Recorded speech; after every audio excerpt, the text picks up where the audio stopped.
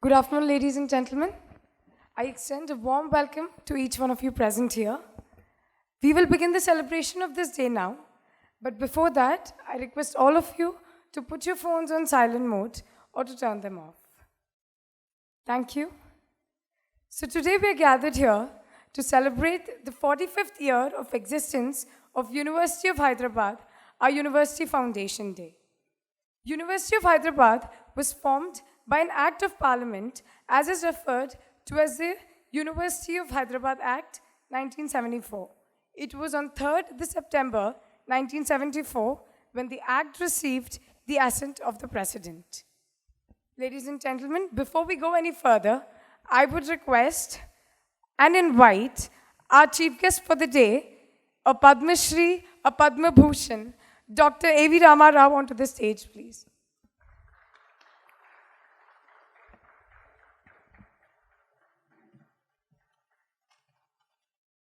Dr. A.V. Rama Rao is an inventor and chemist known for his pioneering research in the field of drug technology. Thank you so much for honoring us with your presence, sir. Can we please have a round of applause for sir?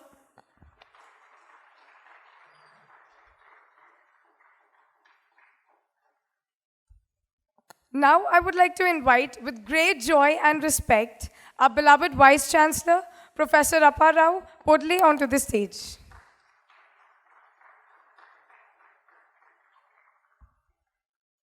We have been celebrating his presence in the university for almost 3 decades now. A round of applause for sir, please. I request our Vice-Chancellor to honor our chief guest with a bouquet, please.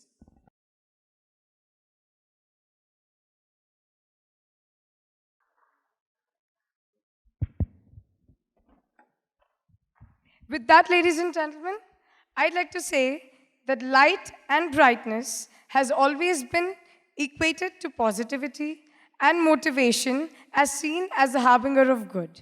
To start off this auspicious day, we have the lighting of the lamp, and to do the honors, we have an esteemed gathering with us. May I please request our chief guest, Dr. Rama Rao, and our Vice-Chancellor, Professor Appa Rao, to light up this day with the auspicious lighting of the lamp.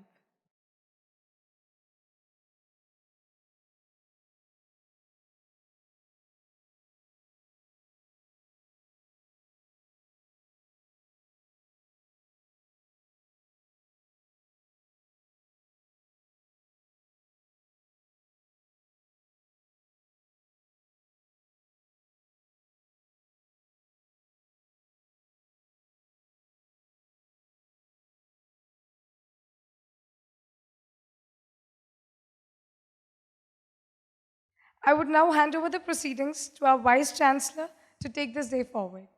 Professor Arun Agarwal, Pro Vice-Chancellor 1, I request him to welcome the gathering and our chief guest. Dignitaries on the dais, Honorable Dr. A.V. Rama Rao, our distinguished Foundation Day speaker, Honorable Vice-Chancellor Professor Appa Rao, and dignitaries of the dais, respected members of the university, faculty, staff, students, invited guests, and ladies and gentlemen.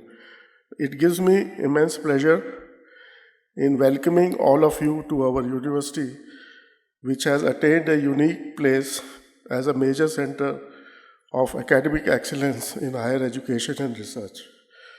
It is also a heaven for a variety of flora and fauna. We have gathered here today for the Foundation Day lecture to commemorate the establishment of the University of Hyderabad by Act of Parliament in 1974. And 2018 Foundation Day lecture is titled My Life Journey, a Case Study, to be delivered by the distinguished speaker Dr. A.V. Rama Rao, founder, chairman, and managing director of Avra Laboratories Private Limited. I am sure that Dr. Rama Rao's lecture on his life journey will engage, inspire, and enrich us. On behalf of the University of Hyderabad, once again, a very warm welcome to you all. Thank you.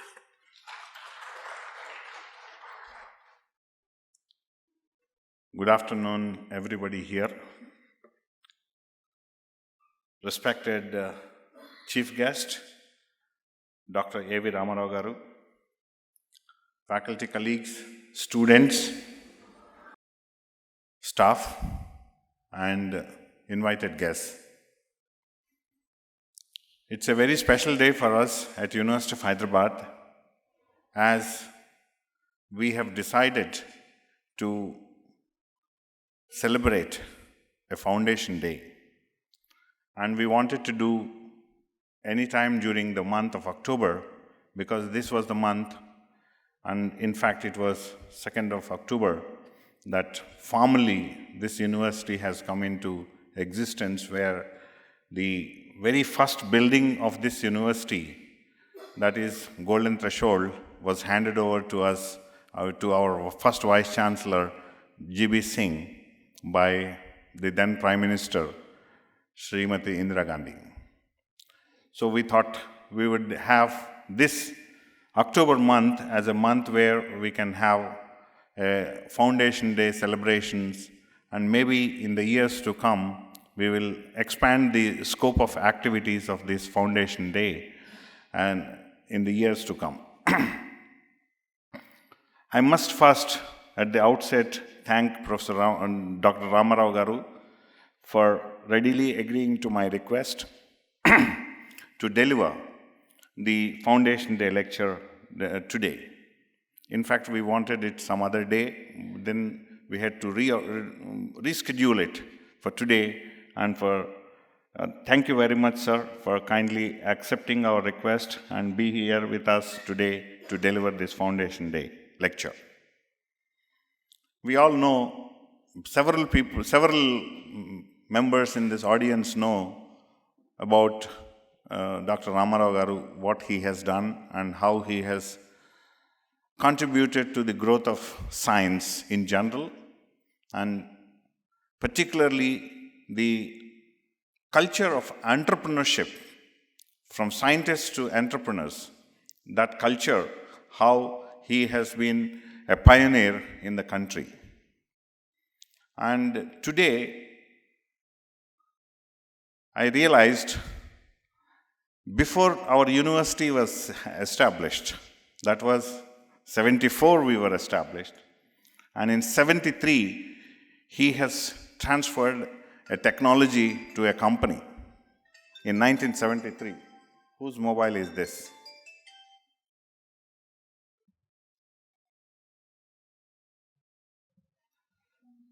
He has transferred a technology. So that is the kind of scientist come technologist that we have amidst of us to deliver a Foundation Day lecture today. Sir, I know you are familiar with the university. You have been associated with the university in different capacities in the last 4.5 decades. I'm sure you have visited the campus, you have participated in several deliberations, and probably in faculty selections, in academic council meetings, and school board, and maybe other conferences that were organized by the School of Chemistry. But still, I thought, on a day like this, it's an opportunity for me to give a glimpse of what this university is. Maybe I'll take about a few minutes, 6, 7 minutes, or 8 minutes, to briefly present what is the journey that the university has traveled in these 45 years. And I'm sure everybody in the audience will think that, is this all that the journey that we have traveled? Because I have not put everything there. It is a very, very brief overview of that I have put, because I don't want this to be a long lecture before we listen to the Foundation Day speaker. Therefore, it is a very brief presentation that I have for all of us to have a little recap and also look at the current status where we stand. Can we have the next slide? Okay, 1 minute, no problem. Okay, this is the picture that I'm talking of. And Indira Gandhi ji, along with our first Vice-Chancellor G.B. Singh, the residence of the legendary poetess, that is Sarojini Naidu, has been handed over to University of Hyderabad. That was in 1974. And this building, now we are trying to do a little more of renovation, and we want to make it more of public visibility. We want to bring it, although we are having very limited academic activities at the golden threshold at present. And this has been already mentioned, the Act of Parliament 1974 that we have come into existence as a central university, and it is among the best of the multidisciplinary universities in the country today. I am proud to be here in front of all of you. Only a few days back it was announced that the first of the QS Indian rankings that were released shows that University of Hyderabad is #1 multidisciplinary university. Therefore, we are all proud of it. We are those who have contributed to it, those of us who continue to contribute, and those who are aspiring to join this university. I'm really proud of you mentioning this particular thing in front of all of you on this Foundation Day. And this large campus is about almost 5 lakh species, trees that are standing on the campus, and about 120 odd birds are known to be there. And even the early habitation is evidenced by the megalith of Iron Age. Our university has 12 schools of major schools, and then 18 departments and 22 centers. In addition, we have a College of Integrated Studies. College of Integrated Studies has been in existence for about a decade now, and so far, close to 30,000, including the recent convocation, close to 30,000 postgraduate students and 3,000 PhD students have graduated from this university. And we are one of the pioneering universities in the country who have started a Study in India program, and we have been recognized as one of the best universities that have started and operating this Study in India program successfully. And we got best of the supports from the UGC in the form of UPE, and also best of the supports from the DST in the form of PERS. And almost every school has a SAP program, and every department has a special assistance program. That speaks volumes about how this university has grown from 1974 onwards. And we are very significant in science and technology funding. Probably, if a university has to be compared, any university has to be compared with us, we will always stand first as the institution which received the best of the funding in science and technology. And several top science awardees, several of the science academies, and any of the best of the awards that, as a university, we have good number of Bhatnagar awardees. Our alumni have been Bhatnagar awardees. And several of the academies, several of the societies recognize our science faculty for different awards. And there are a few of our strengths that I can mention quickly. Is we are very strong in fundamental research. So this is something which we are now trying to translate it into some kind of a application. How much of this fundamental research we can convert into application. It's not necessary that everything we will be able to convert, but a little of it, if we can convert, the foundations on which we have, the fundamental research that we have, or the strength that we have in the fundamental research is biggest that we have, and therefore we can harness a lot of things from this. And very little, this Professor Rama Rao will think that, oh, this university has just 45 patents. Yes, sir.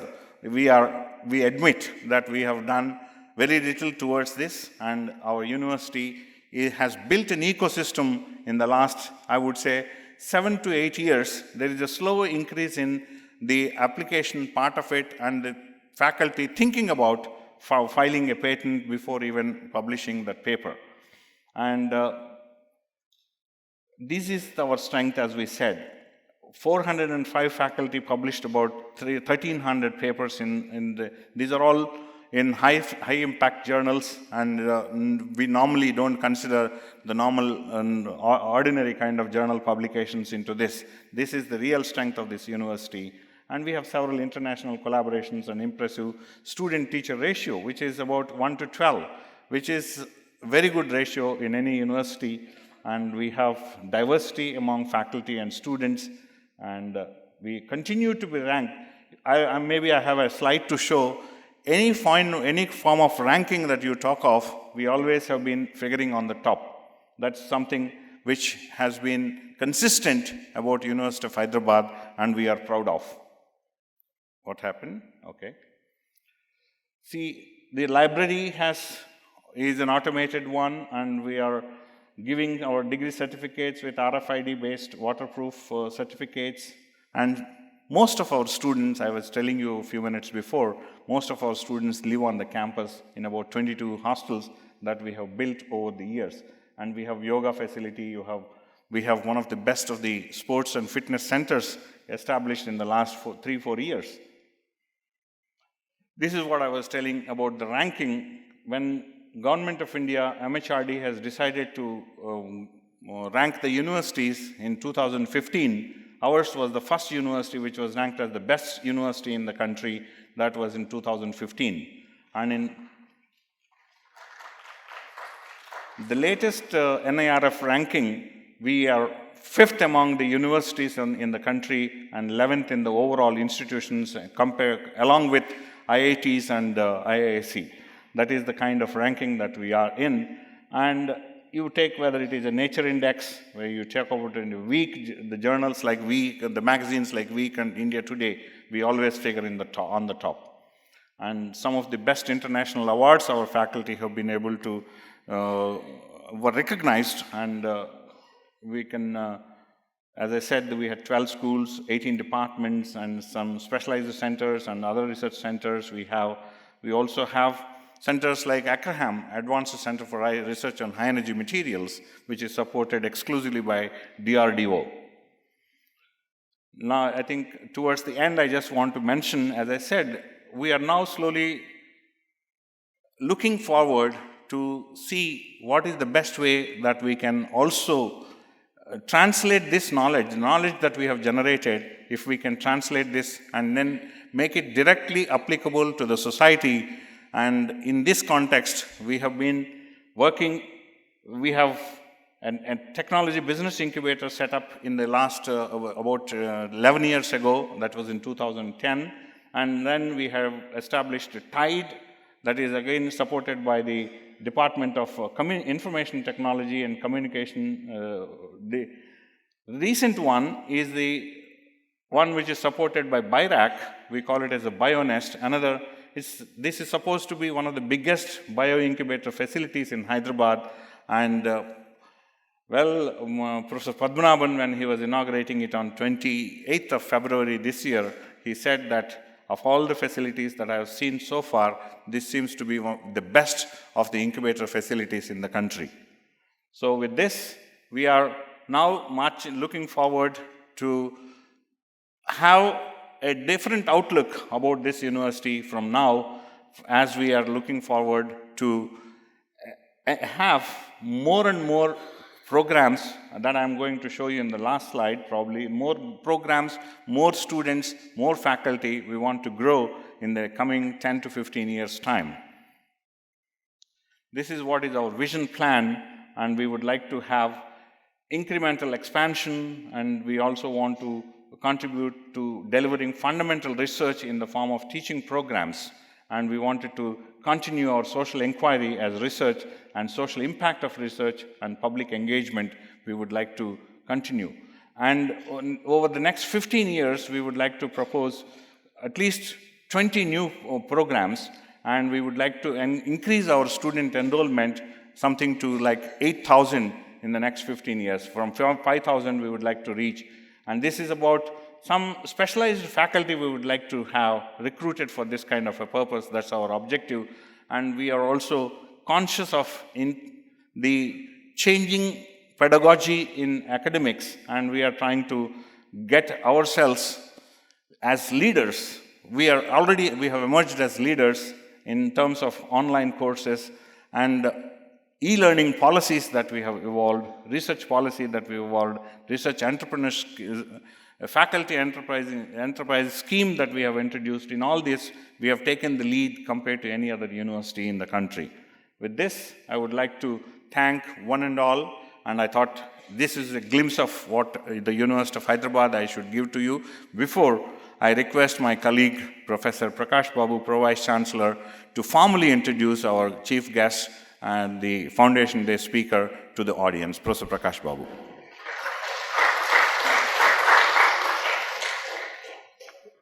Very good evening, all of you.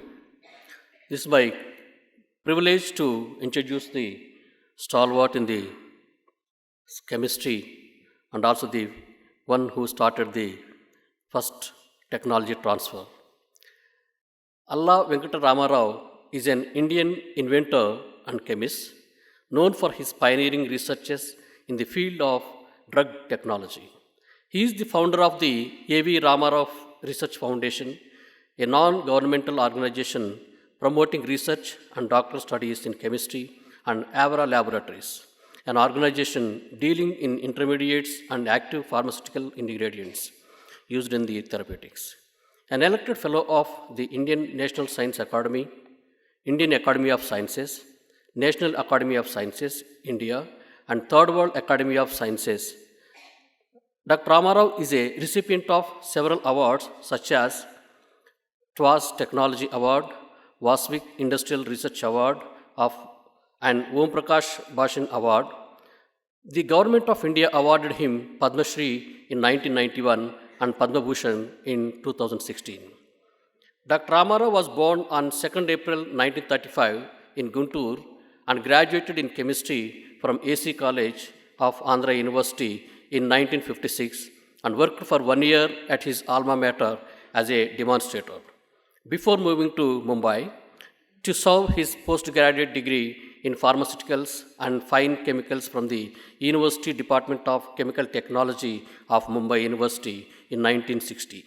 This was followed by doctoral studies under the guidance of K. Venkataraman, the first Indian director of the National Chemical Laboratory, to obtain a PhD in 1965. He continued his research at NCL, working there as a scientist till 1975, when he joined Elias James Corey in 1991, a Nobel laureate in chemistry, at Harvard University for a 2-year stint at research along with the American organic chemists. He returned to India in 1977 and continued his research at NCL. In 1985, he was appointed as the director of the Indian Institute of Chemical Technology, where he worked till 1995. After his superannuation from IICT, he founded Avra Laboratories, Dr. Rao's research. In the beginning, he was focused on synthetic dyes and advanced studies on plant and insect pigments. His elucidation of the structure of the lac dye was one of his early achievements. He worked further on the biogenetic origin of the insect pigments, which led to the revision of the established concepts of their origin and isolation of 100 new compounds. Association with the Corey at Harvard University shifted his focus to studies related to the synthesis of biologically active natural compounds and anti-tumor antibiotics, microlides, immunosuppressants, and cyclic peptides. After his return to India and resuming his career at NCL, he set up a school for synthesis of biofunctional molecules. Later, he guided the Indian Institute of Chemical Technology to become one of the top schools in India and introduced private and public sector industry participation in the research projects of the institution. The laboratory he established at IICT was fully funded by the members of the industry. He has monitored 109 research scholars in their doctoral studies, as well as several postdoctoral fellows. The contribution of Dr. Rama Rao are reported to be noteworthy in the area of organic synthesis, especially asymmetric synthesis. He developed cheaper methodology for the synthesis of anti-tumor antibiotics. The Academy of Sciences for the Developing World TWAS honored him with the Technology Award in 1994, making him the first Indian chemist to receive the award. He received 3 more awards in the same year: the first UDCT Distinguished Alumni and UDCT Diamond Award from his alma mater, University Department of Chemical Technology, followed by CSIR Business Prize for the Council for Scientific and Industrial Research, and Om Prakash Bhashan Award from Shri Om Prakash Bhashan Foundation. The first decade of the 21st century saw him receiving 3 awards: Chemical Research Society Gold Medal in 2006, Indian Science Congress Presidential Gold Medal in 2007, and Indian Institute of Chemical Technology Platinum Award in 2009. In 2012, he was awarded with the Dr. Yellaprakada Subbarao Award by the Nellore-based foundation in the name of the late Indian biochemist. He is also a recipient of P.C. Roy Medal, Dr. Y. Nayadamma Gold Medal, INSA Vishwakarma Medal, Ranbaxy Research Foundation Award, FICCI Award. Jawaharlal Nehru Center for the Advanced Scientific Research instituted a lecture series, A.V. Rama Rao Lecture Series, composed of foundation lectures and prize lectures, to commemorate his 70th birthday. Indian Space Research Organization, ISRO, in association with Avra Laboratories, has also instituted an award lecture in his honor. Archives for Bioorganic Chemistry issued a commemorative issue in 2005 to mark the 70th birth year of Dr. Rama Rao. So thank you for the opportunity given to me. I now request our chief guest to deliver his lecture. Professor Appa Rao, students, the faculty, I think keep the lights. Later I will tell you when I do go for the slides.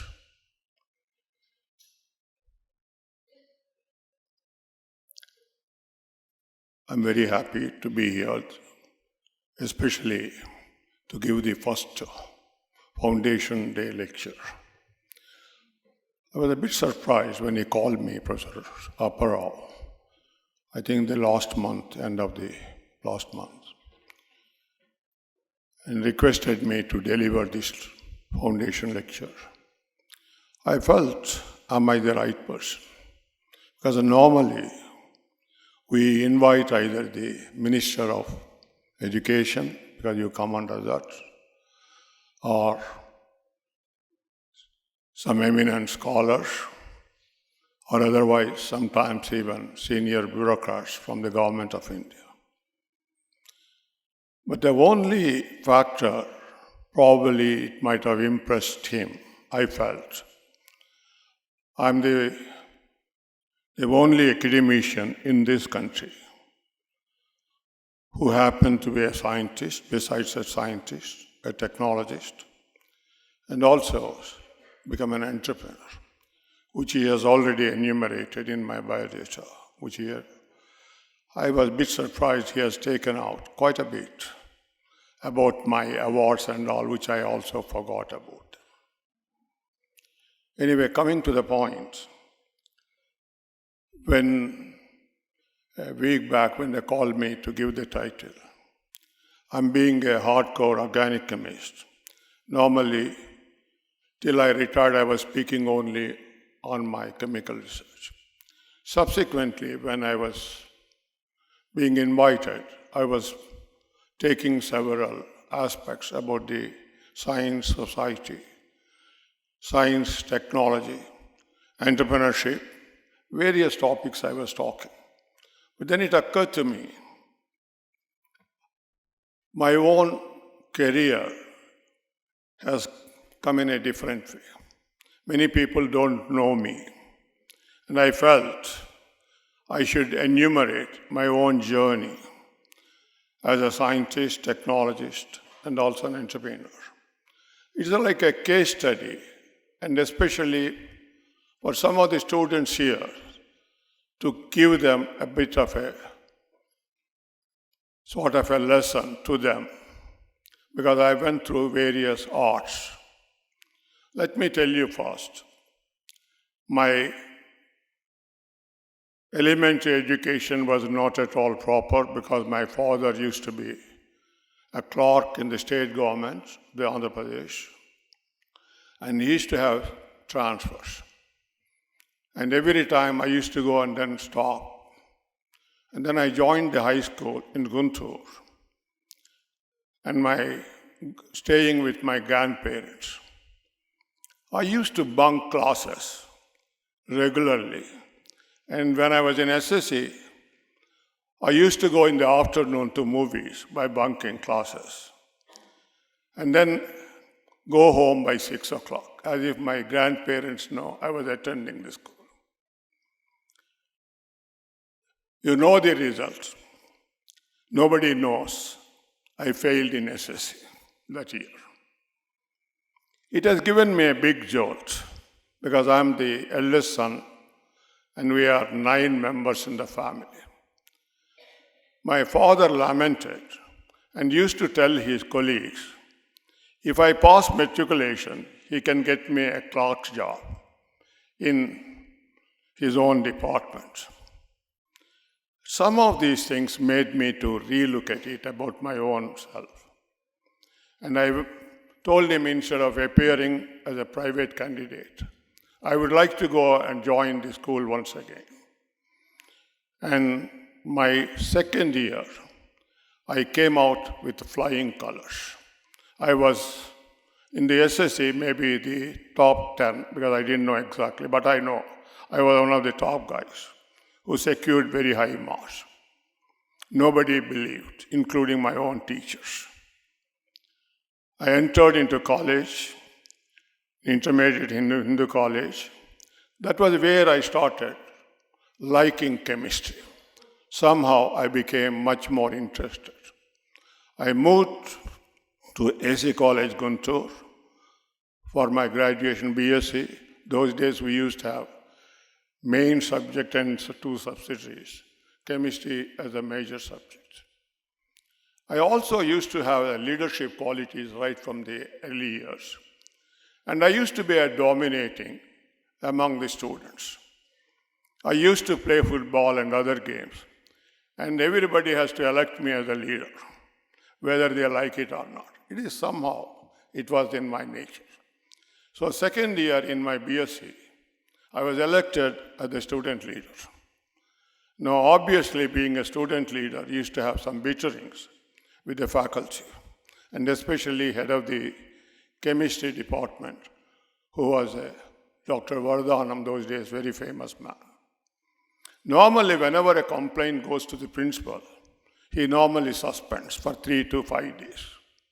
2 times, complaints went, serious complaints about me.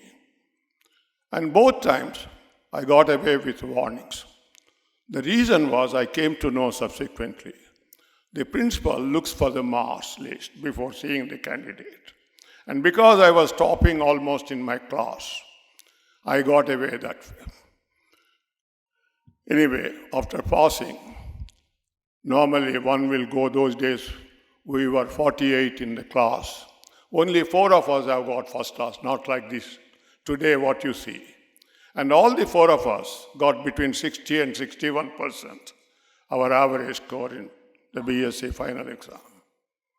My father told me it was difficult for him to support me if I have to go to Benares or Delhi, because those are the central universities people used to go, my seniors.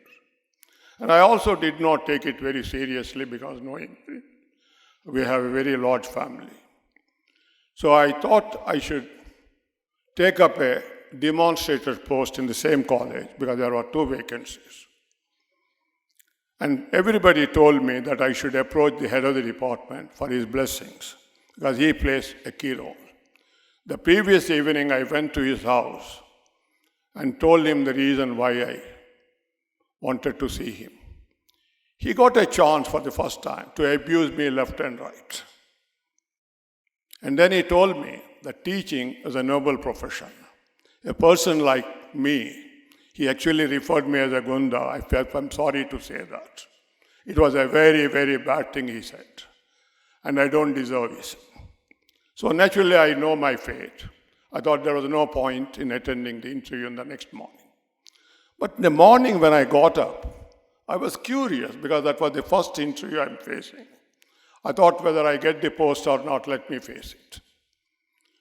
So the moment I stepped into the principal room, principal recognized me and took me by name. How is that? Did you get a first class? Because they got only the first class people they call for an interview. I said, yes, sir, not only the first class. Among the four, I'm the topper. Only the point, some percentage, not much.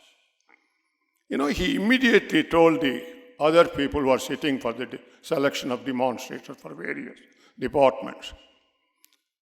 This boy, for the first time, a student leader getting a first class, I normally, during his tenure of 8 years, I come across the student leaders at the most getting a second class, or mostly the third class are failures. Then he commented, Dr. Rama Rao, Rama Rao, I'm proud of you, he said. That made me very happy. And the interview, for me, was not a big thing. And in fact, he placed me as the number 1. And the number 2 was an MSc from Banaras Hindu University. I started working as a demonstrator. And the previous year, I applied, my father had asked me to apply for a postal clerk. And I did so. And the damn thing came while I was working and asked me to report to Kurnool Circle. And my father went on insisting that the demonstrator post is a temporary and not at all a good. I learned from him at that time. It is a central government job. It gives you security. And also you get pension after retirement. And he went on insisting that I should leave the demonstrator post and join the postal clerk. It was the first time I resisted myself, stating that I'm not interested in the class post. I'll continue in the teaching. Then after a few months, there was an advertisement from Agricultural College, Bapatla, asking for a technical assistant. And I applied and I joined the agricultural chemistry department. It was here I came in contact with all MSc agriculture and PhD students, and also the faculty members who are either pure scientists or coming from agricultural sciences. And I used to be very active, and most of them became very friendly. And it is they who advised me I should go for higher studies. And by that time, because of the atmosphere I was working in a research groups, I felt the MSc is a must, and I should request my father to allow me to go for further studies. This was the way 2 years I lost, and 1 year in SSM. I saw an advertisement coming from the Department of Chemical Technology, Bombay University, on an all-India basis. 5 seats were available in pharmaceuticals and fine chemicals, and I thought I will take a chance. When I applied, I got an admission. Along with that, the hostel room was provided as a right for the students coming from outside Maharashtra state. This has given me some sort of a boost because I need not spend much. I promised my father I will spend only 100 rupees. And that was the way I landed in Bombay and completed my BSc Tech. And during the last days in BSc Tech, the professor of pharmaceutical sciences asked the 16 of us who would be interested in joining for a PhD, so that he will know that 1 or 2 he can take it in the later year. That is. I was the only one who raised my hand. Nobody was interested, because in a chemical technology, you get like hotcake jobs those days, and most of them are paid better. And I was a bit surprised why these people are all only looking for jobs and not looking for higher education. So anyway, after my BSc Tech, I realized the pharmaceutical department is not worthy to join for my PhD Tech, because this is another problem we have. I don't know whether the University of Hyderabad can look at it. one thing is very bad in our country. If you are coming from the technology faculty, you cannot do pure science. This is one of the worst things I have seen. You can see in the United States, medical doctor, once he was with us in E.J. Corey's group as a postdoc for organic synthesis just to study. Because any drug research, you have to have a pharmacology knowledge as well as a chemistry, sound knowledge in chemistry.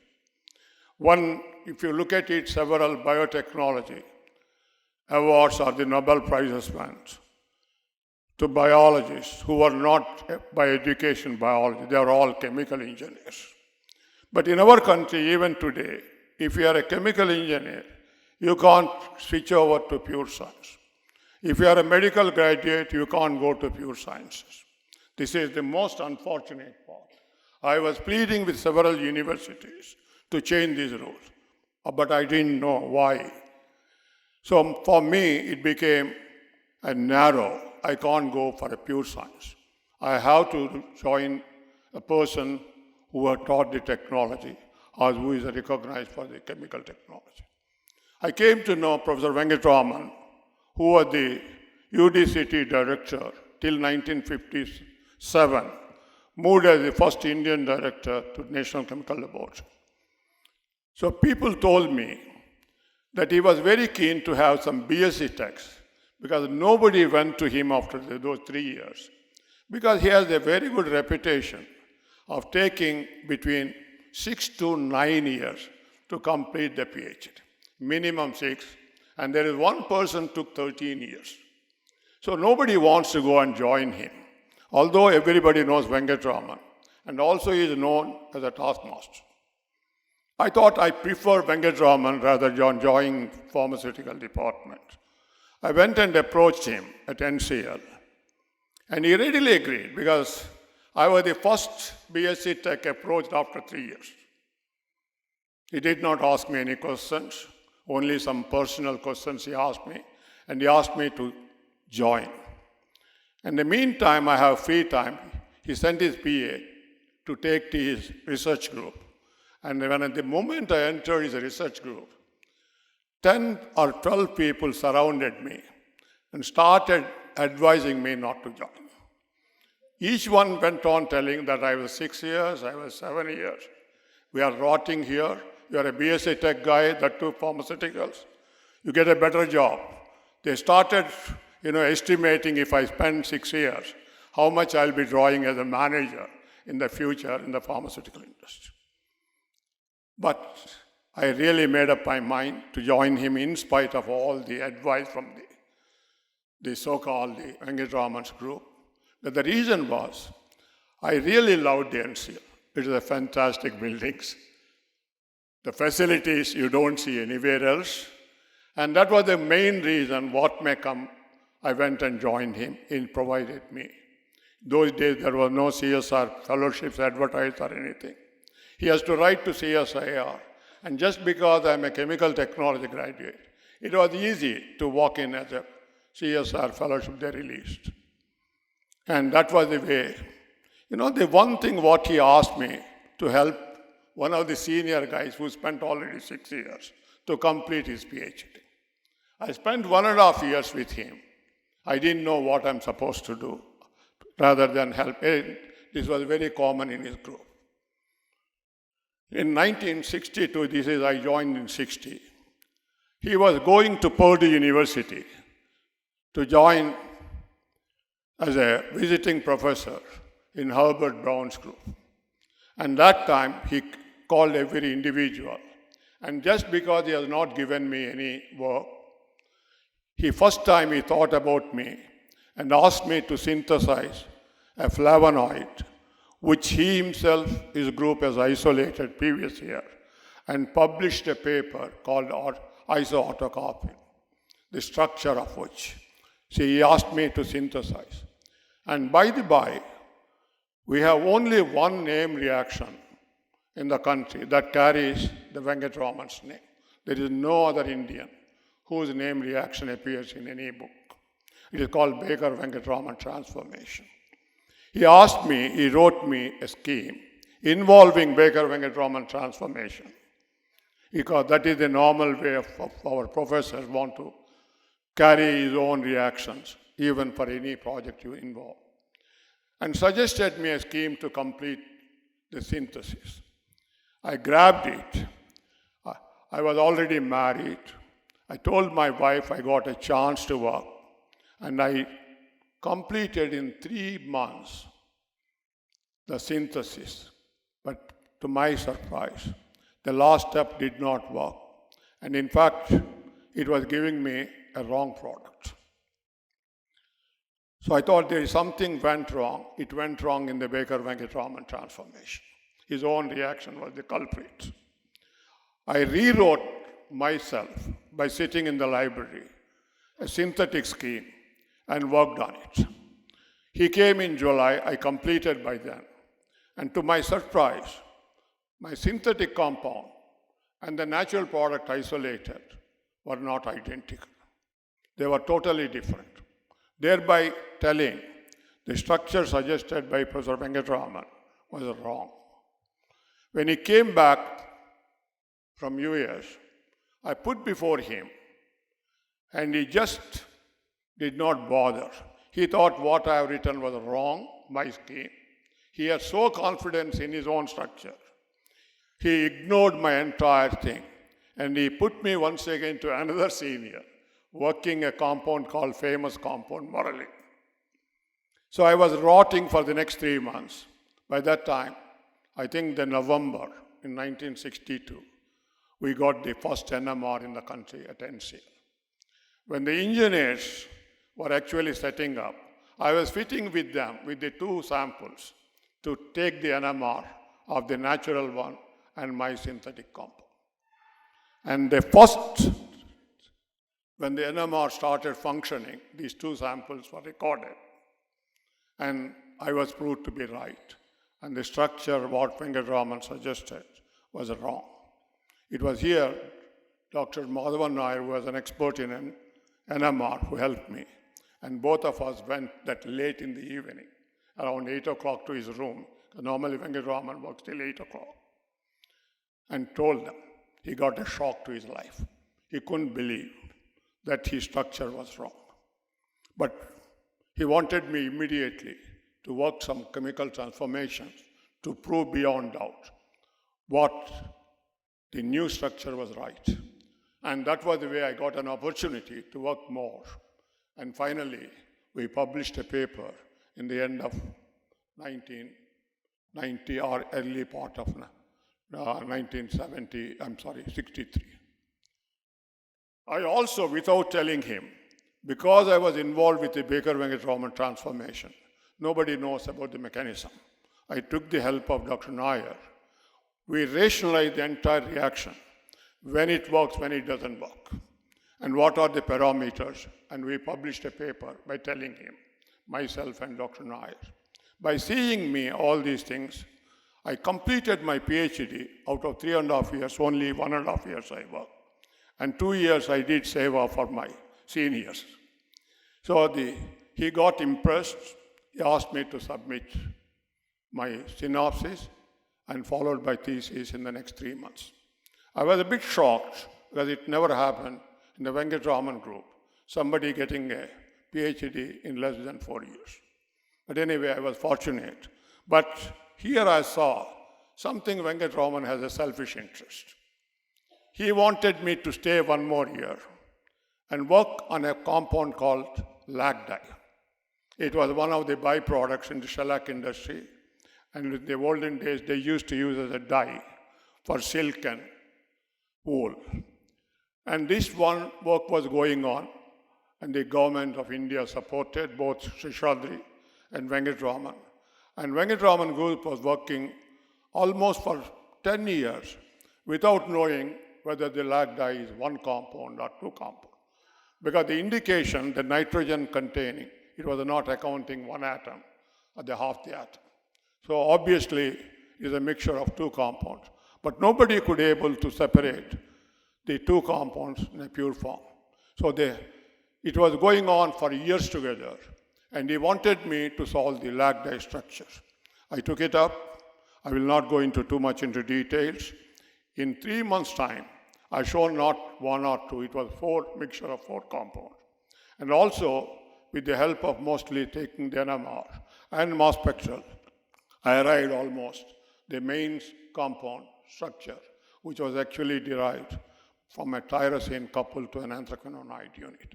That is where the amino acid has come, the nitrogen is from the amino acid.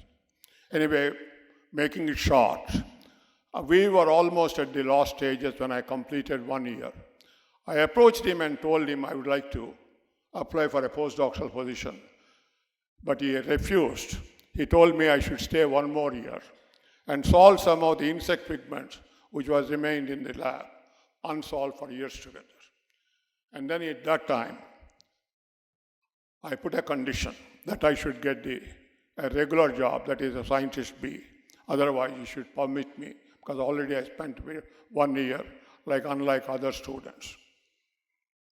He said, to give a scientist B in NCL those days, one has to work in a good school, at least 2 to 3 years as a postdoc. There were no exception those days who was taken directly as a scientist B.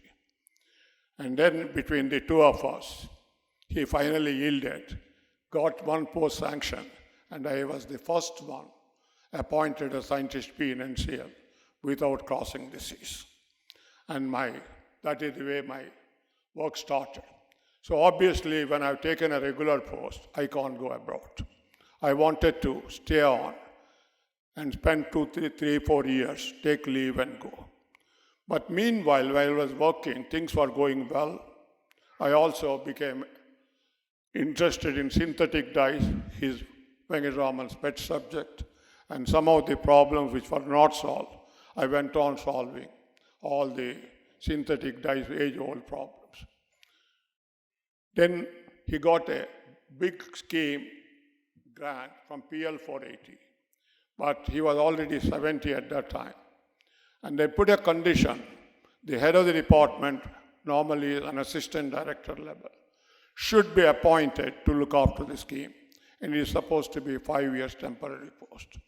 But then CSI or anything, anybody works more than 3 years, has to be regularized in that position. This was one of the conditions from the part of the CSI.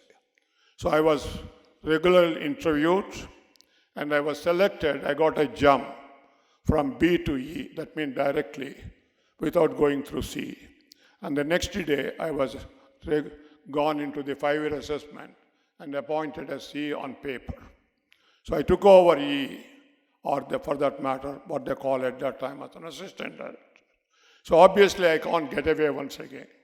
So I almost given up going outside the country. And during this time, in 1973, I was deputed by CSIR to Sir H.R. Barton, Nobel laureate, working at Imperial College. I spent 3 months. I realized the science, what we do, is almost primitive compared to what was going on in Barton School.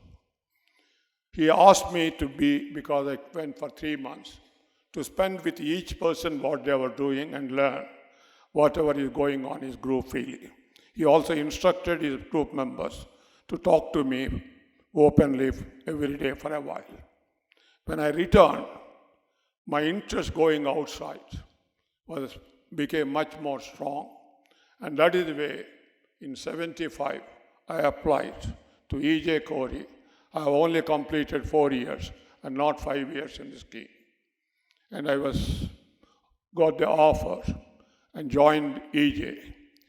And what I realized, because I was already matured, what E.J. or anybody for that matter, they are also like us. The only thing is, they are too ambitious. They like to see sky. That is all the difference. It's no doubt intelligence everybody will have.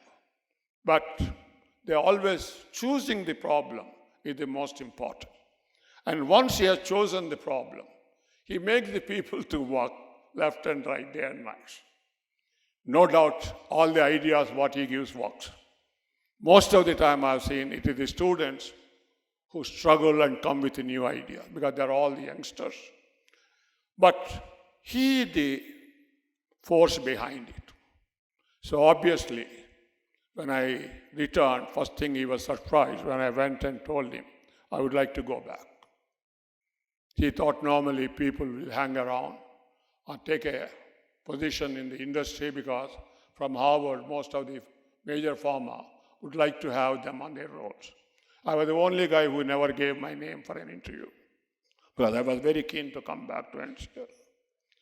And when I returned, because I was not there when they wanted to regularize at the 5 years, the rest of the people who are in the PL 480 were regularized.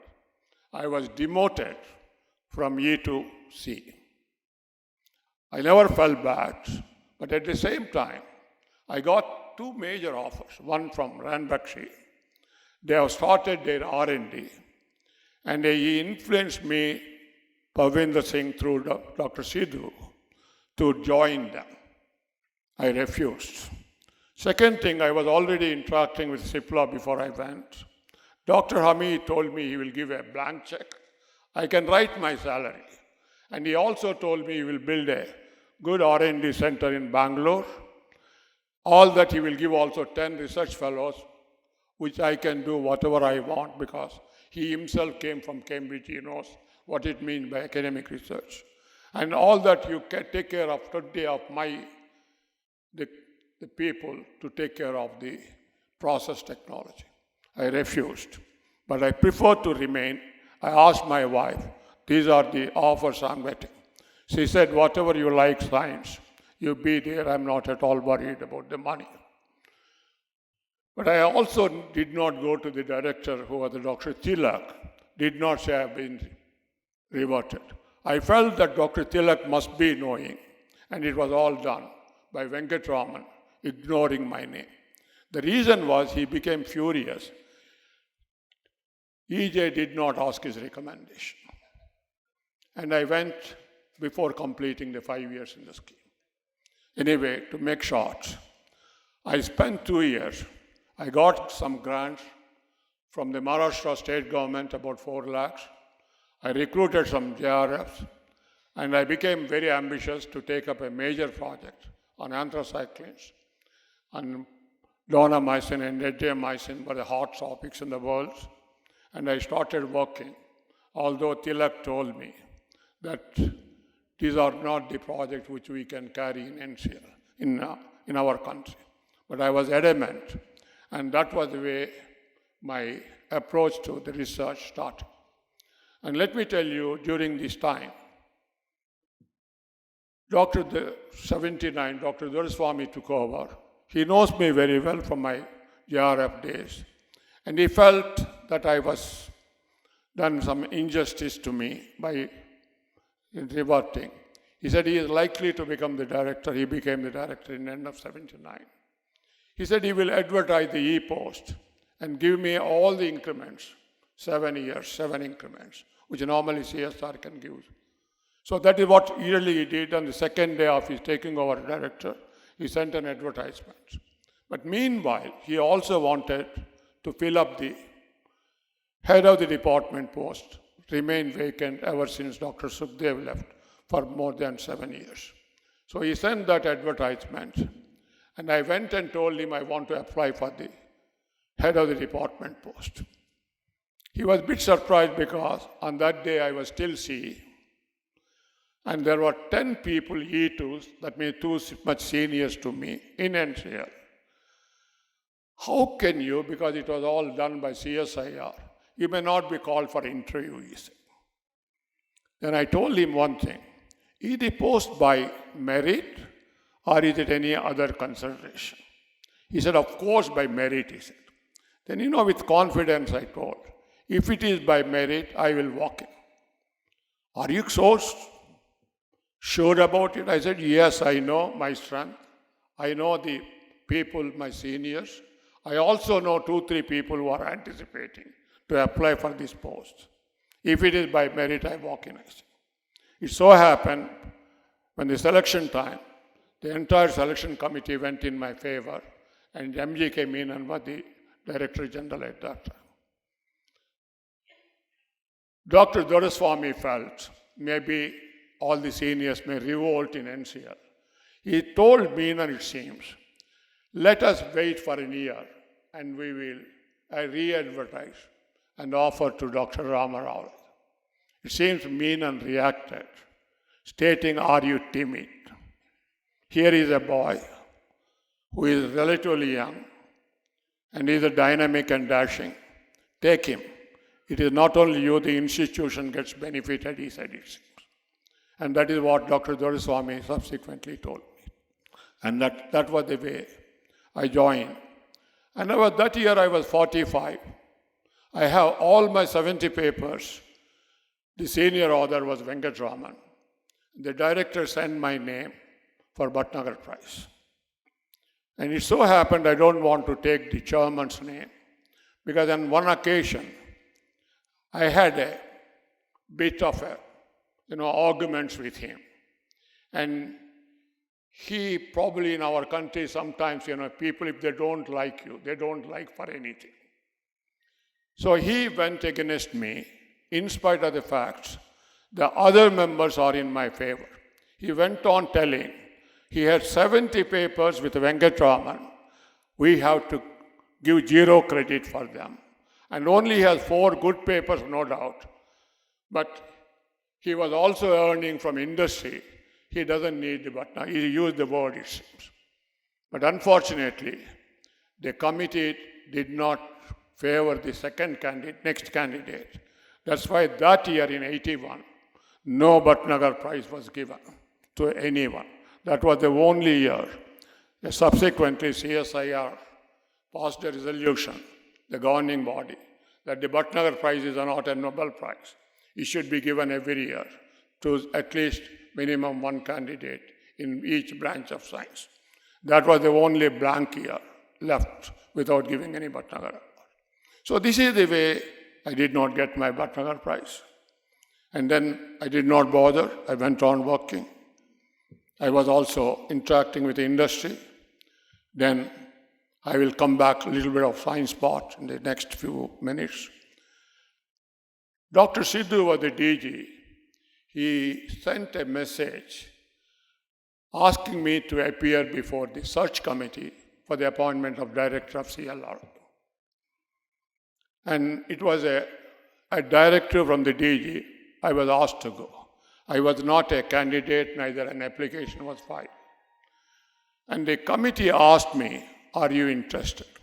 I point blank, I told him, I'm not interested because I'm a hardcore organic chemist and my interest is with the drug industry and I have no idea about leather nor leather industry. In spite of my telling bluntly, they selected me because Dr. Sidhu told, it seems, he will impress on me and make me to go to CLR. And he called me, I was told I was selected, a letter came, and the DG called me 2 occasions, and both the times I told. Meanwhile, the word went round that I was not at all interested in joining the CLR. And sometimes people take advantage. I was foolish, telling openly to others. The senior scientist from CLRI made a representation to the chief minister stating Naidamma was an Andhra, Santappa was an Andhra, now we want to bring another Andhra as the director of the CLR.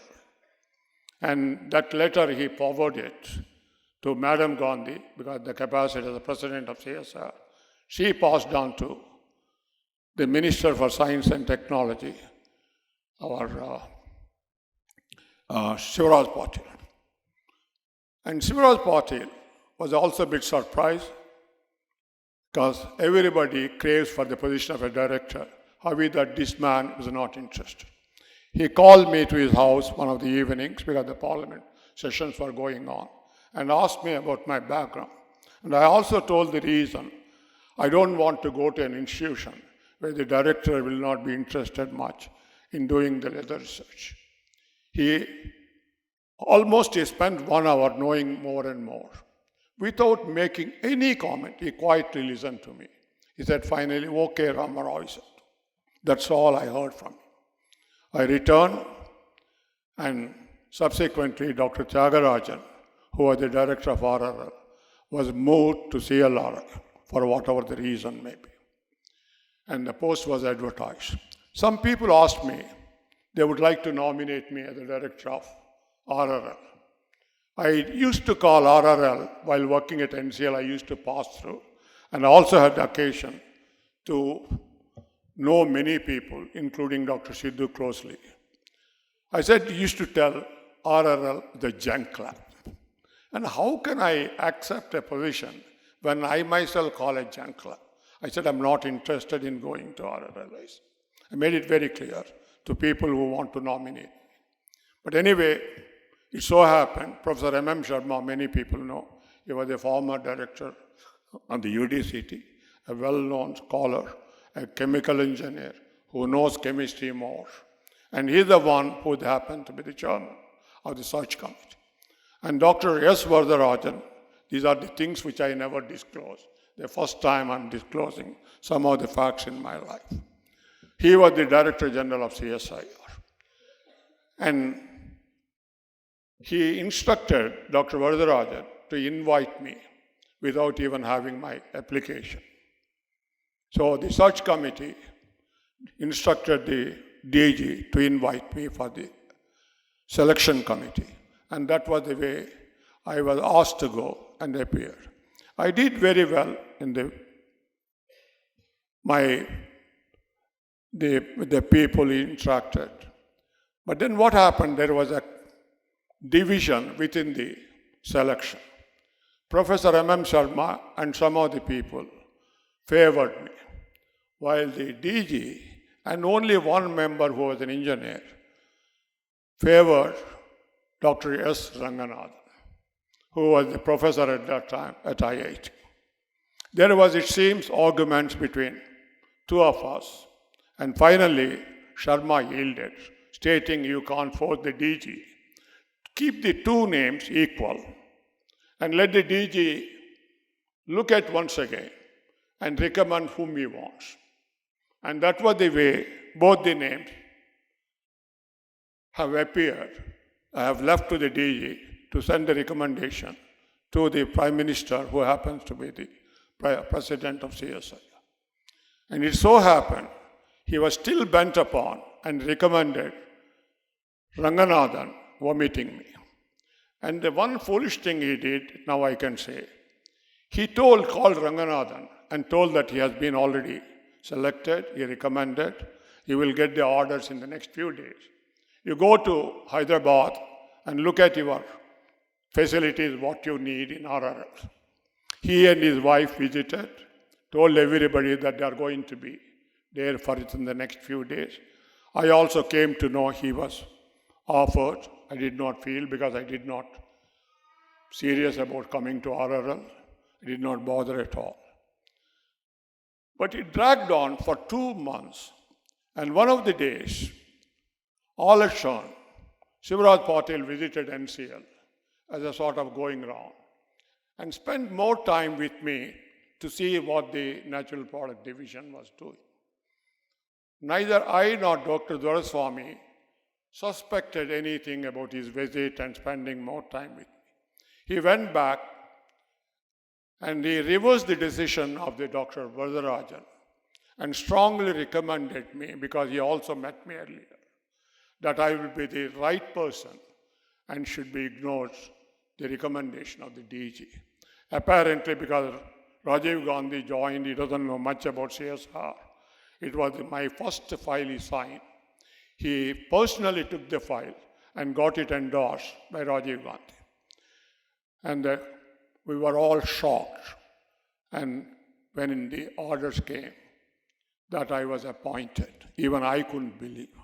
But anyway, still I was not happy to go and join.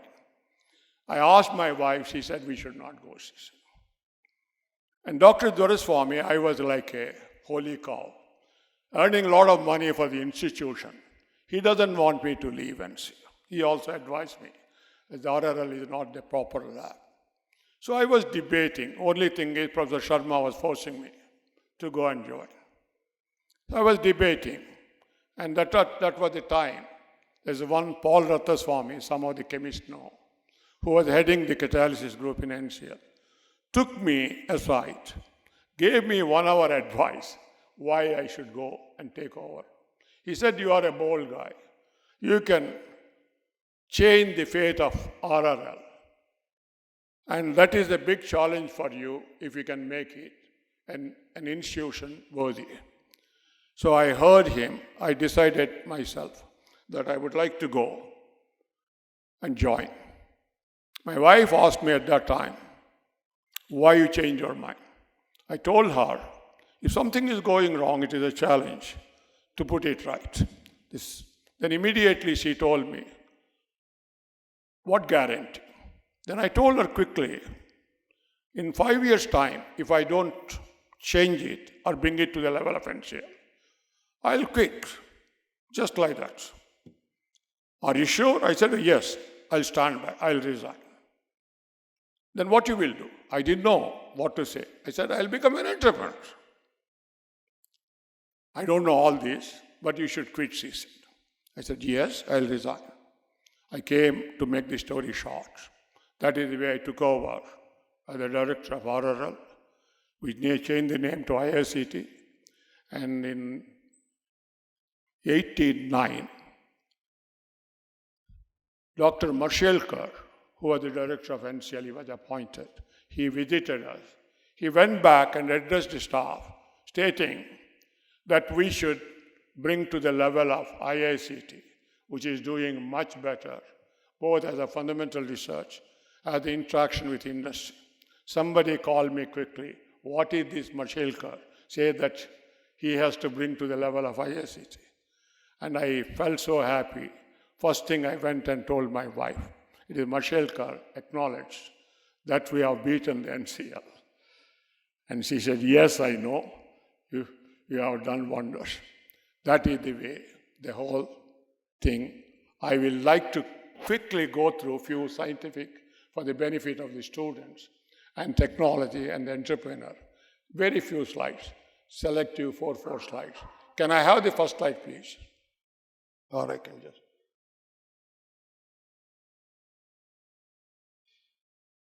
Okay.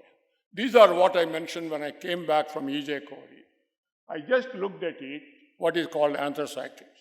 One of the compound, an analog, which is a dimethoxy. We made number of the number of routes.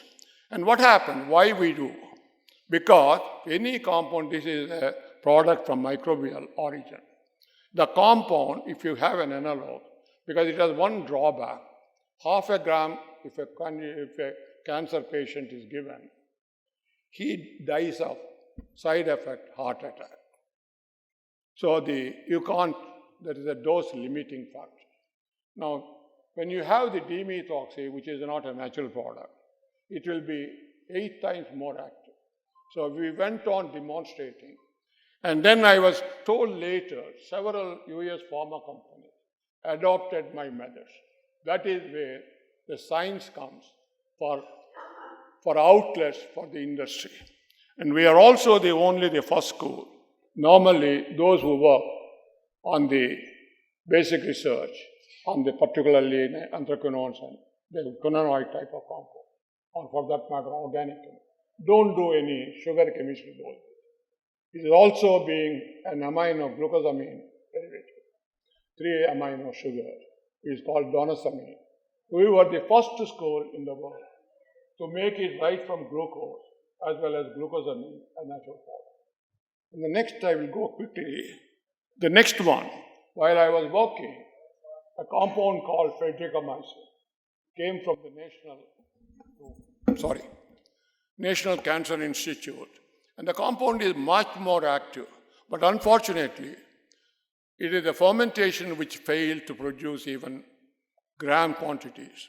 So they thought the organic chemist may be the better way of synthesizing, and they can make it work better to get this compound. So they gave liberally to all the big schools in US. And I also, knowing one friend from the NCI, applied for it. I'm the only Indian who got the NCI grants to work on the Fedricamycin.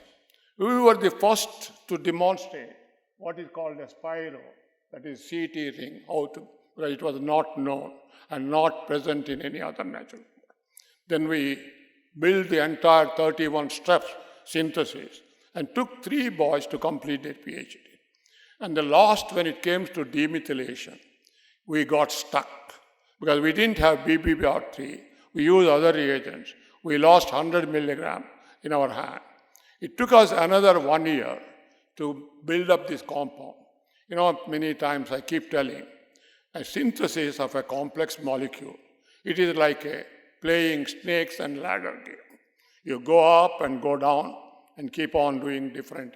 And that is the way we were the second school out of the 50 who were initiated world over, completing the total synthesis. In the next one, many times people ask me, how do you select a product? I tell them it is around you. It is also in the newspapers. For example, one morning I was reading a newspaper, and there, M.J. Ramachandran, whom I just now referred, the Chief Minister of Chennai, he went to United States and undergone kidney transplantation. He came back, and then he has to put on, till his life or the end of the life, on cyclosporine is an immunosuppressant, so that there will not be any rejection. And I read in the newspaper a question by the opposition party leader, who was paying, because it was costing 50,000, whether the government for the cyclosporine expenses, or the party, or himself. I was not interested in the question. I was interested to know what is cyclosporine here. I immediately went, when I left, went to enter the NCL, went to library. For me, the Merck index is always the Bible. Saw the structure of cyclosporine. It is a cyclic peptide, only one amino acid is unnatural. It is called short form methyl BMT. And that is the most crucial for the activity. It is a Sandoz product. And we did in a different way of making almost several gram quantities of methyl BMT. It was at this time I came across another compound.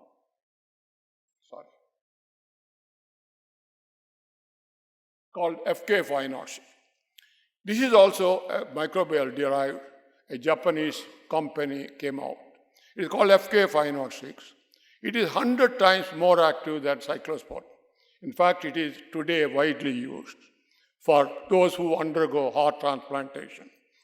And cyclosporine is only for kidney. It is very, very expensive, but it is vital for people, lung, heart, some of the even liver. They have to be kept on FK506. The compound is most complex. It is a 23-membered cyclic macrolide. It is having a 14 asymmetric centers. We did the entire trick in 3 years, working on what we call upper fragment and the down one. By that time, Merck came, putting together. That means almost. I left it at that stage. Then I asked my group, we were working on several compounds. Having done FK506 is such a tough compound, and we have beaten several schools, both in Fedricamycin and FK506. What is the next, the toughest molecule which can think of? Just they came, several of my colleagues brought out, but I was not convinced.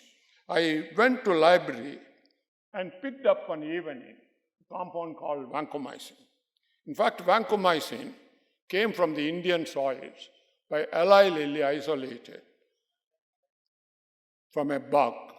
And the compound is the only answer when any of the penicillins and cephalosporins won't work for infections when they become, the multi-drug resistance. And this is the only drug answers. So I felt this is the most complex. Why not we do?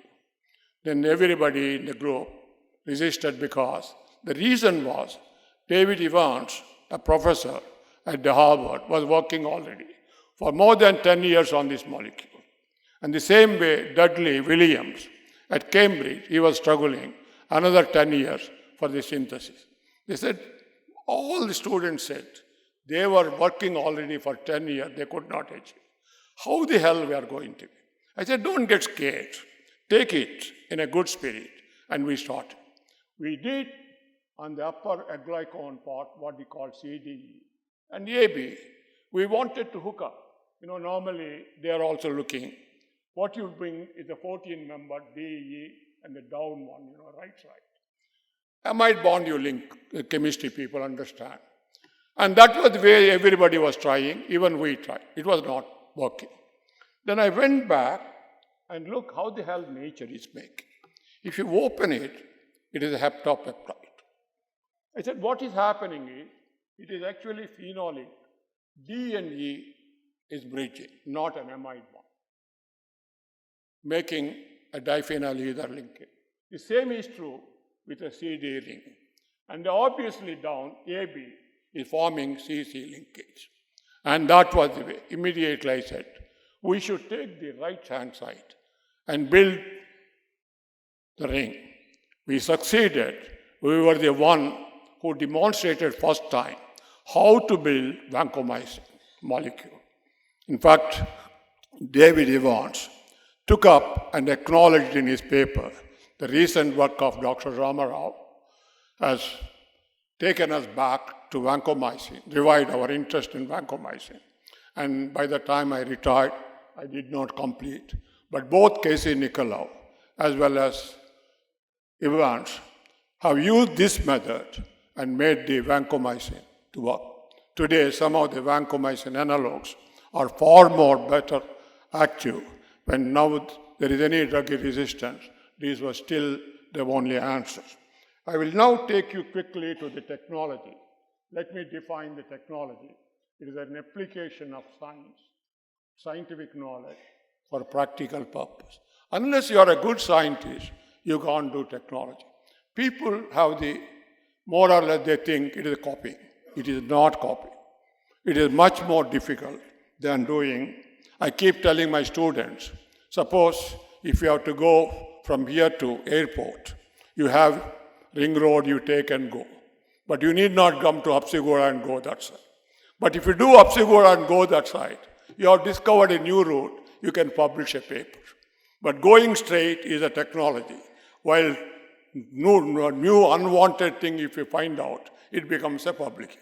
That is the way science and technology, according to me. Anyway, this is what Dr. Appa Rao referred when 1972, when patent laws were changed by Madam Gandhi. It was a bold decision of hers. And she addressed all the directors to look into the technology. It was at that time, Dr. Cipla called all the divisional heads and then that told them either stay in NCL or leave. In fact, we left two of our Jains, both Sukhdev and S.C. Bhattacharya, left NCL because of this problem. And I took it up because being there in NCL, without the knowledge of Venkataraman, we worked there. In 3 months' time, I came out with a totally different road from what was patented by the Roche. In fact, unexpectedly, I met Dr. Hamid, and he asked me, I never realized it is any secret. I wrote on a piece of paper he jumped at it. He wanted the idea, he did not, I told him only 5 grams we did. He said, I want to buy the idea, I don't want to wait, because he was struggling to make this compound, because the value-wise is much more than the penicillins. He came to NCL with a checkbook, gave a check, whatever Tilak asked, and asked me to write the procedure. And the first time, Cipla commercialized this process. For that matter, CSR claimed several processes earlier years, but none of them were commercialized. This was the first example where directly went from the National Chemical Laboratory to an industry. Now, let me tell you next one quickly. The Vinca rosea, many people know. I took it up, this work, because I didn't have the grants, Maharashtra government. I will make it short. The whole thing is, it was an Indian plant carried to the United States by Eli Lilly and found 2 of the compounds by dimers, both the Winbloston and Winchristine. And they were using a long chromatography column, and subsequently later, a preparative column was built for them by Waters. I was interested as one of the first thing after my return from US, and I did this work with the grant from the Maharashtra government and also used for the other anthracyclines. And we came out in less than a year's time, both the isolation of wind blast and I took, being dimers versus monomer, there were 95 alkaloids. We separated the dimers purely by pK extraction with the mild organic acids from an organic solvent and succeeded totally avoiding the chromatography. It was the technology was so simplified and the whole thing was wanted to be commercialized. But unfortunately, because the dose is 1 milligram, the industry was started suspecting, how do you know it is active? That means I have to not only make the compound, I have taken it to a lyophilizer in the Hindustan antibiotic, made the vials. I didn't know that I need the drug controller permission. I took the vials to the cancer hospital, Tata Cancer, Bombay, and one Dr. Sethi, who was heading the chemotherapy head, he did the bioavailability first time in India. Such a thing was done, comparing Eli Lilly vials with the vials which we made. And he gave me a clean sheet. The bioavailability is identical from the patients, whether it is given the Eli Lilly product or the NCL product. And has given me a big boost and gave to Cipla because it was a tough project because anti-cancer compound, you need a lyophilizer. They commercialized. And also the first one got US FDA approval in India for this product. Now, let me take quickly to the next one. Vitamin B6. In fact, when Jawaharlal Nehru, when he was there, he invited multinationals and especially the vitamin essential drugs, but nobody came forward to make the actual drug molecule. They're only bringing, importing, and formulating and marketing. He brought the IDPL into picture with the Russian thing. And IDPL was manufacturing all the vitamins except vitamin B6, which was the monopoly of Roche and Merck. They refused to give. And he actually passed on the buck to NCL to initiate the work. In 1959, before I joined, the project was started on vitamin B6. And they followed their 12-step synthesis, what was already in the patents, and worked till 1973. When they started, the price was $450 a kilo. When 1973, when they came, they realized it was, 1963, not 70. The price was only $80. They didn't know that because nobody was interacting with industry. Neither was initiation to look at it. Blindly, some 30 members worked, the chemists and chemical engineers in NCL. Then Dr. Tilak took over and got the NCL, got a beating from the Ministry of Chemicals and from Madam Gandhi also. How is that NCL could not? He brought Dr. Mitra, who was working in industry, and put another 40 people from 1965 till it went till 69 or so. Then the price went from 80 to 55 to $30. And the raw material price itself going beyond 50. So they lifted their hands. We can't do the vitamin Bs. This was a black mark in the history of NCL because so many people worked so many years, both the organic chemists as well as the chemical engineers. And then when I took over as a divisional head, I went and told Dr. Dharaswamy, I would like to look at it. He became furious with me. He doesn't want to hear the word vitamin B6 because it got a bad reputation to NCL. But I pleaded with him, give me a year chance. We will not put on the record. We will do quietly vitamin B6 technology. We succeeded within a year's time and came out with a process that will match 30 for selling price. And the process was passed on to Lupin, which they commercialized from 1985 onwards. This was the one of the best stories where I succeeded in less than 2 years with only working with JRFs and what was earlier 40, 30 members working, more than 10 years effort. Finally, I would like to take one example. One of the days when I was reading in 1988, one boy came from Gulf and he died of AIDS. That was the first case. And I read this one. He actually undergone some operation. The blood transfusion was contaminated. And that was the way he got. He was only 13 years old. He died. I read the report. I thought having a large population, we'll have sometime or other AIDS, and the only drug available at that time was the AZT, came from the NCI. And I thought I should work on it. We did this, and then they passed on the technology. We did in a much better way, using ribose rather than, the xylose instead of ribose, which is 1/20th the price cheaper, and came out with the whole technology totally new. We patented, US patent and others we took. And I asked Dr. Hamid, because I used to be close, to introduce this drug. He was reluctant because there were no patients, AIDS patients in India. I insisted, just purely for my sake.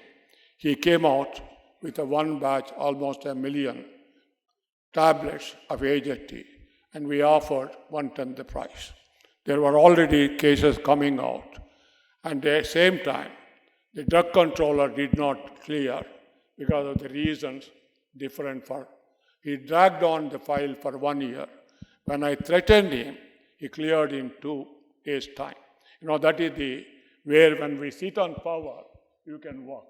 But otherwise, once you leave that chair, you are nobody. So that is the way I made it to release the. And then subsequently, Dr. Hamid offered to WHO $1 at the mixture of 3 compounds, while costing $12 per day per patient.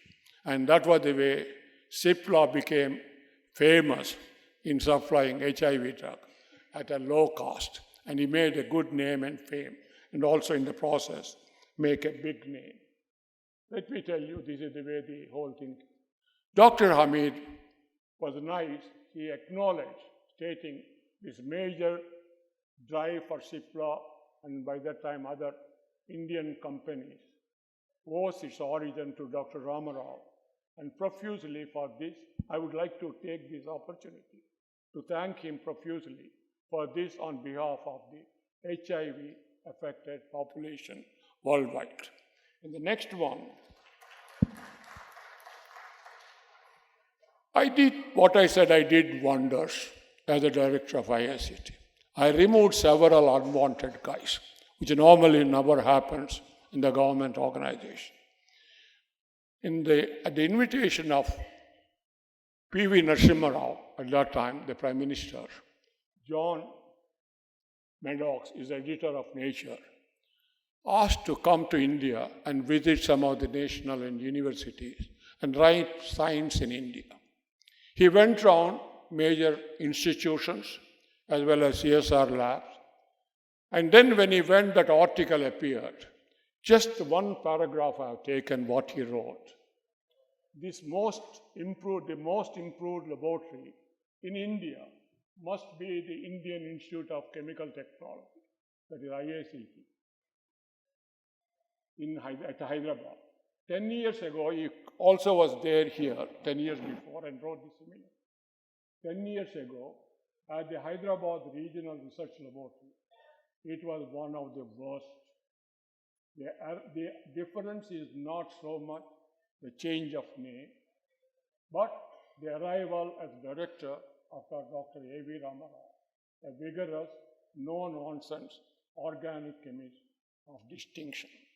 This is what, in short, as a director, my entire performance was in a nutshell, Maddox has kept. The third one, quickly I'll go through, an entrepreneur. Let me sometimes, the students say, I define. A person who organizes and manages any enterprise, especially a business, usually with a considerable initiative, and risk. These are two factors you have to take to become an entrepreneur. So anyway, I decided after retirement, CSR offered me what they call distinguished scientist. I thought I may become an extinguished. So I preferred to go on my own. I started working in a shed which was given by Daiichi Karkarya at present site, what is GVK was there. In return, I planned the GVK plants, which now they are there. And I started working in that shed. You know, my son said, you worked like a coolie, like Amitabh Bachchan coolie picture carrier. And that is the way we started, with a zero investment. I went that year also to give lectures. I used to go, every year used to go lectures, because in the pharma industry they gave $1,000, while the university gives $100. I used to prefer to, because I was more in demand in pharma industry. Almost all, you name anything in Europe and US, I lectured, all pharma industry. And when I went that year also, when I retired, G.D. Searle was interested in having what they call, the left side I put the cyano, phenyl, yes, amino, pyridol. The compound, they were entering into phase 2, but the process what they have got, they said they have a nasty byproduct.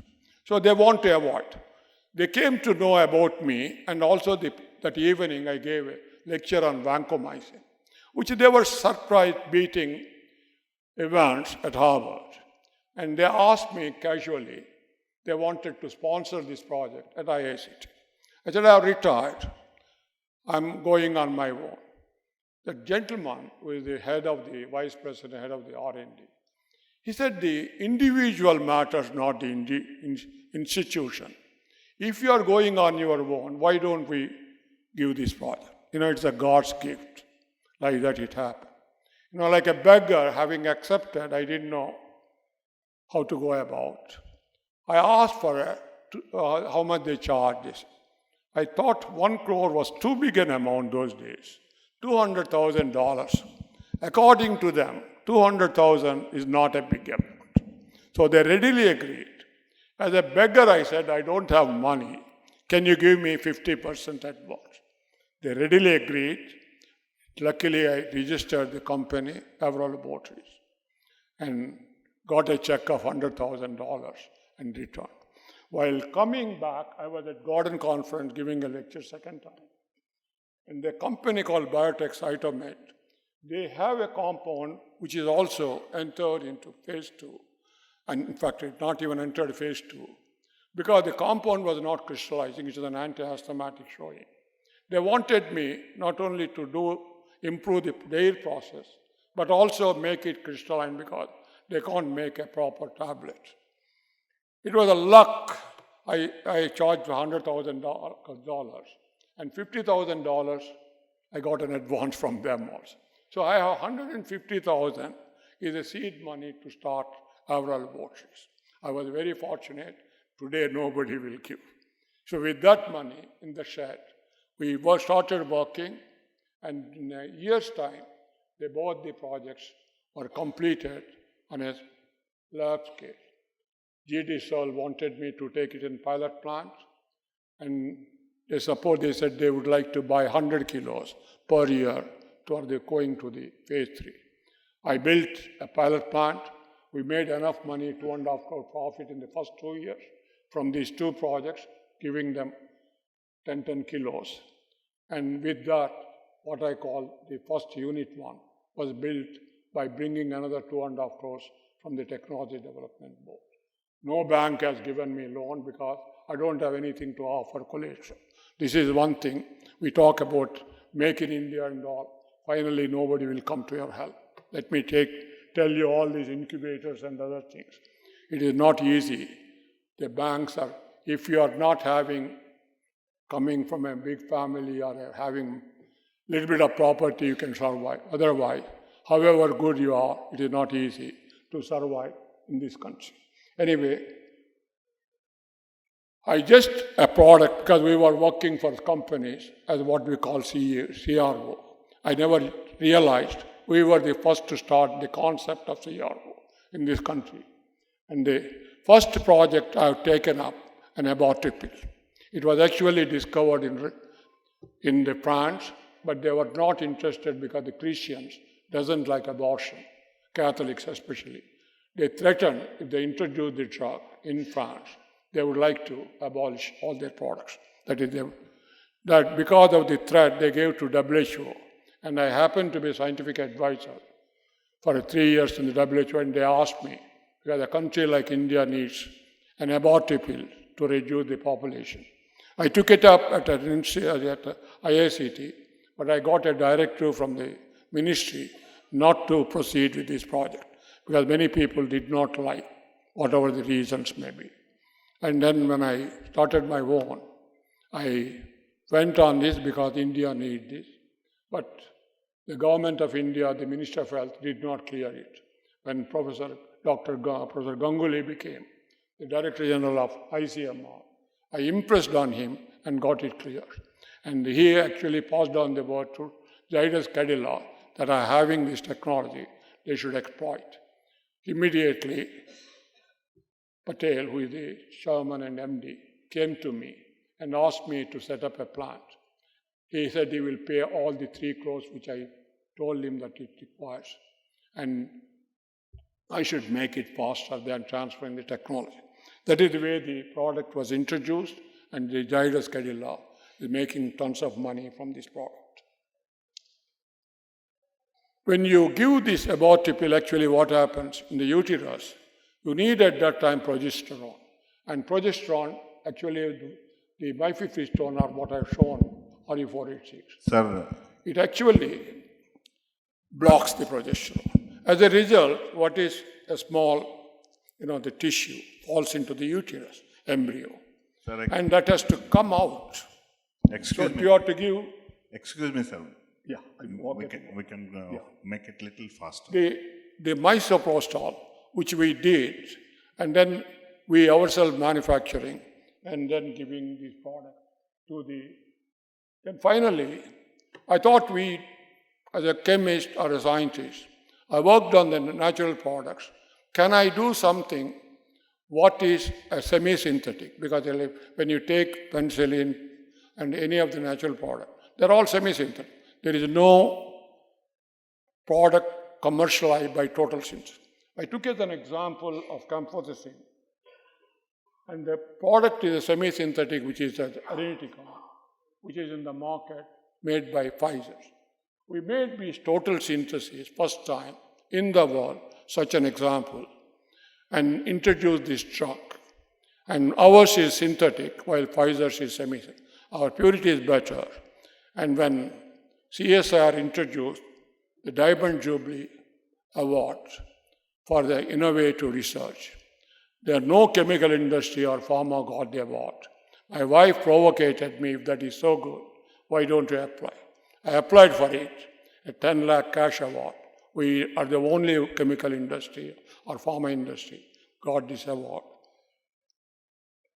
Let me tell you finally, my suggestion to the faculty as well as students is you should be dare enough to initiate some of the projects which is the nation or international. I always feel 90 years back, C.V. Raman got the Nobel Prize. For the last 90 years, no Indian has got. You can't say the government of India is not spending money. I tell you because it lies with us. The reason is we are not dare enough, neither we dream about those things. So my personal advice to all the faculty and students, finally, you should be dreamers. Then only you can achieve. Thank you very much. I've taken a little longer time.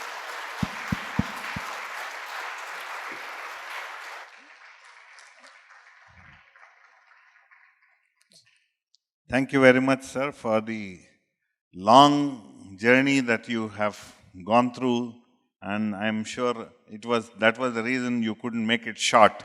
The longest journey that you have traveled, you narrated to all of us, and as a scientist, as a technologist, as an entrepreneur, and finally the suggestion that dare and dream. I wish some of our colleagues take inspiration from the journey that Dr. Rama Rao has gone through, and this has been a wonderful experience for us, sir, to learn your journey from maybe from school days onwards to now the present stage. Thank you so much for giving your wonderful lecture at this occasion. No problem. No, that's no issue. Thank you very much.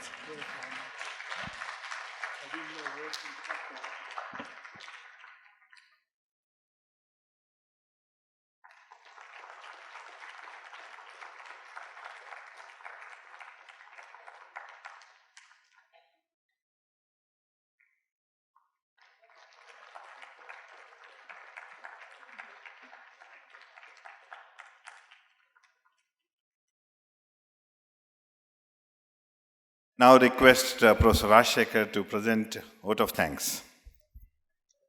Respected Dr. A.V. Rama Rao garu, Chief Guest of this function, Vice-Chancellor, Professor Appa Rao Podile, my dear teacher colleagues, students, staff, press, media, and other delegates in the audience. So we have witnessed a wonderful journey of Professor A.V. Rama, Dr. A.V. Rama Rao. Almost 83 years of his journey, he was able to narrate in 90 plus minutes. And now it's more of a personality development lecture for me, because I'm not a chemistry person, but he has given us a lot of insights as a teachers, as a researchers, as an individual, how one can look at the things. And he started with his own journey, failed in 10th class, and ended with a kind of a slide, dare and dream. So this is a kind of a take home for all of us on the occasion of this Foundation Day lecture. Sir, really your words inspired us. You have given us a kind of a roadmap as a scientist. You have been giving us an advice that we need to identify the problems from the society, identify the societal problems, convert it into research problems, then make it as a business opportunity. That is how we have transformed the role of a scientist, role of a teacher. And I could see most of your slides are having the words COH. The chemistry people and life science people may know better. But for me, the C stands for challenge. From your own, wherever there is a challenge, you are there. And you are trying to prove that you are there to prove. And hard work, that is the second thing you have been proving consistently. The third most important thing is optimism. You believe yourself and you believe in the people. That is how you have transformed IICT. Before IIT comes to Hyderabad, there is another IIT in the name of IICT at Hyderabad. And from where you have come, NCL, where you are not even interested to look at RR labs, but you have become the director and you have transformed IICT. Today, there are a lot of benchmarks what you have established and what are the work culture, whatever is there in IICT, the whole credit goes to you, sir. Really, we have been thankful to you for giving us wonderful talk. And now this Foundation Day series, whatever University of Hyderabad started, you are the right person to inspire us and address us, giving us a kind of a roadmap and direction. Definitely the students, faculty and staff at University of Hyderabad, we learned so many things, how to build the institution, how to inculcate some kind of a working culture, how to accept the challenges, how to dream big, that is what you have been saying, and how one can be optimistic, how one can take the life and as very challenging. And we are quite surprised, at the age of 83, you are not even using the specs. You are able to read the slide, and even you could not take a glass of water. At our age, for every 10-15 minutes, we used to drink water while giving the lecture. But for 90 plus minutes, you are not even drinking a glass of water, and you are so passionate and inspiring all of us and giving your success story. And definitely, we will really take a lot of message from your lecture, and we would like to implement at least some of them, and we would like to take your vision and your words in true spirit. And I also thank our Vice-Chancellor, Professor Appa Rao Podile, for choosing Dr. A.V. Rama Rao as a speaker for this today's Foundation Day.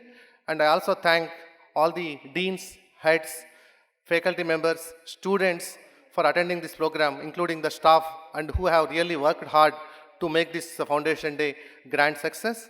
I once again, on behalf of the University of Hyderabad and my personal behalf, we would like to thank you very much, sir. And I also thank all the audience for making this program a grand success.